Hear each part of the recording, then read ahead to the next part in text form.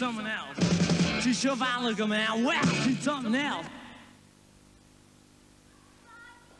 Excuse me, if I was to mention Southend, what would you think of? See. Anything else? The pier. The pier. Well, it's terrible since they got rid of the bleeding cockles and winkles, isn't it? Oh, yeah. Eh? Yeah. And there's no more birds at the end of the pier, and I don't mean the seagulls, do we?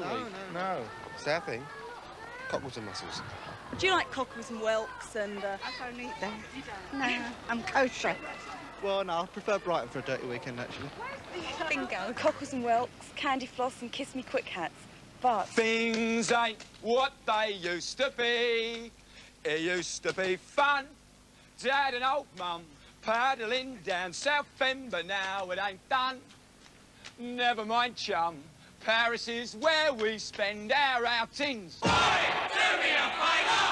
They've changed our local pally into a bowling alley, and things ain't what they used to be. There's Ted's with drainpipe trousers and Debs in coffee houses, and things ain't what they used to be.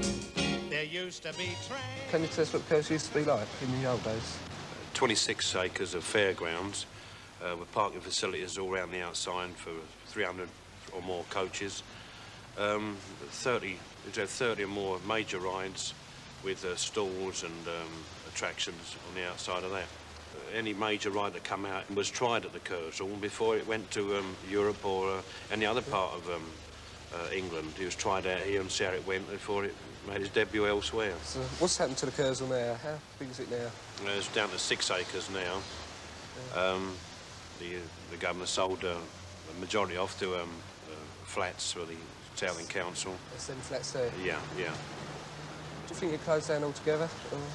I don't think so myself, really. There's been a fairground here for 70-odd years now, and I think it's about one of the oldest in the world, and such as it is now, it'll still keep going.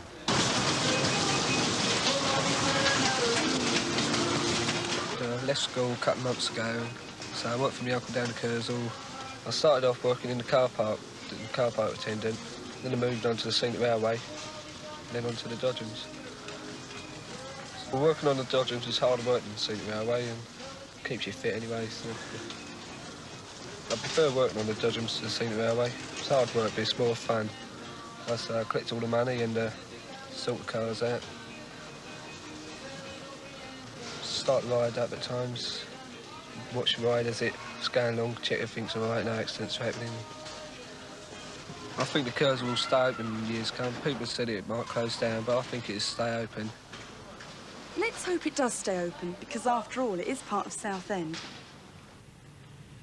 20 years ago, there was a policy made in the council to kill off the tourist side of Southend and make it into a commercial centre. These large glass palaces have only really sprung up over the last 10 years or so.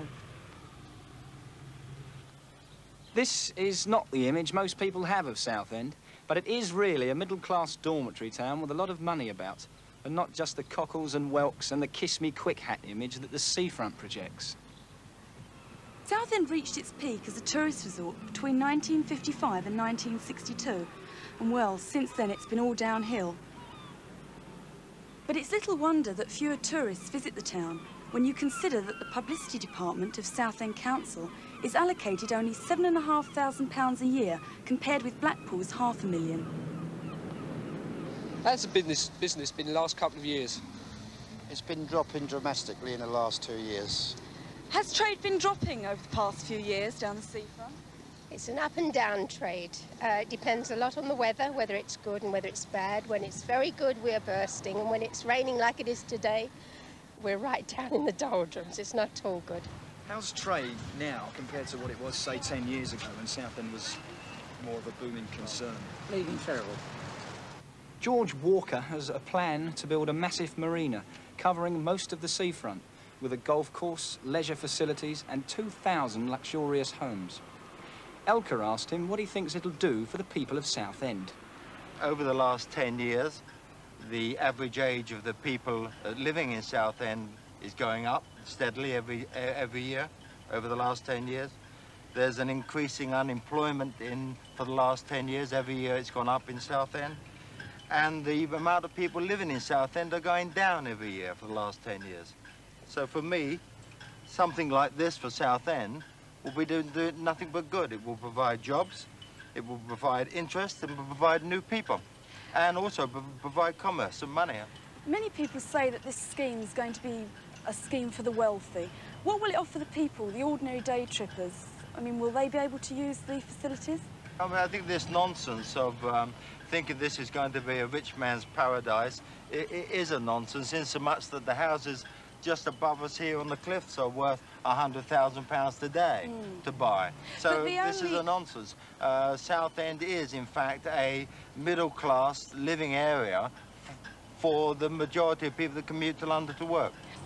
What about this marina, if this ever comes off? How's it going to affect you, do you think? I don't think the marina will be any good at all. I think I will lose my business, and I think it will make Southend Golden Mile in the back street. Do you, in fact, see yourself even closing down, you know?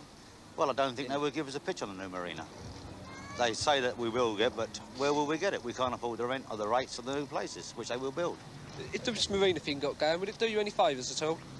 I think it would certainly boost the trade and bring back the front to what it should be, yes. So if it never got going, what would you do? Would you pack up and move on somewhere else? I think I would probably have to go back to work for someone.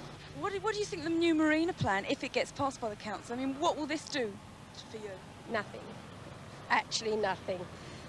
We are a seaside town, and I think if they put a marina with £100,000 houses out there, I think it won't be a seaside town any longer. The council seem to have turned their backs on the bucket and spade image, but there's still a big gap left to fill, and whether they pass the marina plan is another matter. They really seem unwilling to commit themselves either way.